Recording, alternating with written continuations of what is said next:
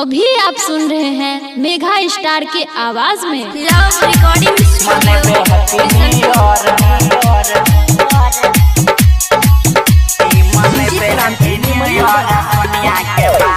नया साल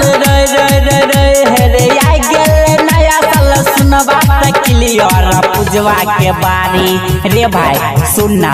खुशिया के बारी मनबे हैप्पी न्यू ईयर यंजू के बारी मनबे हैप्पी न्यू ईयर जुलिया के बारी मनबे हैप्पी न्यू ईयर आई गेल नया साल रे रे रे रे रे आई गेल नया साल सुनवा क्लियर जनिया के बारी रे भाई सुन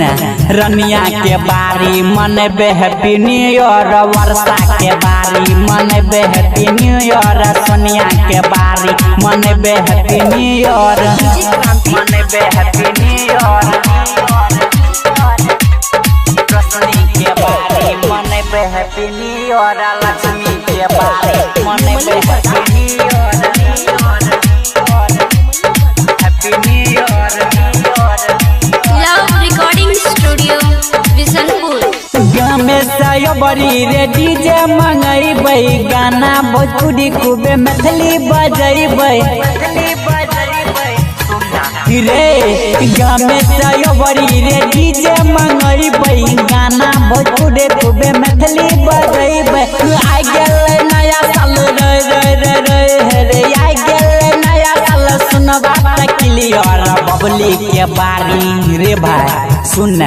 ज्योतिया के बारी मनबे हैप्पी न्यू ईयर रोशनी के बारी मनबे हैप्पी न्यू ईयर लक्ष्मी के बारी मनबे happy new year happy new year के बारी मनबे हैप्पी न्यू ईयर लक्ष्मी के बारी मनबे happy new year recording by Prince Pritam के यो बड़ी चंदा लगैबै धूम धमाका से नया साल मनैबै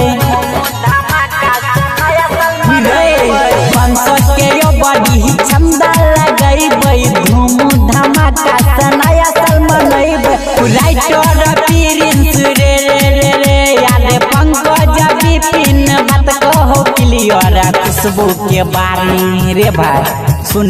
मौसमिया के बारी मनबे हैप्पी न्यू ईयर खुशिया के बारी मनबे हैप्पी न्यू ईयर सुषमा के बारी मनबे हैप्पी न्यू ईयर। अभी आप सुन रहे हैं मेघा स्टार के आवाज में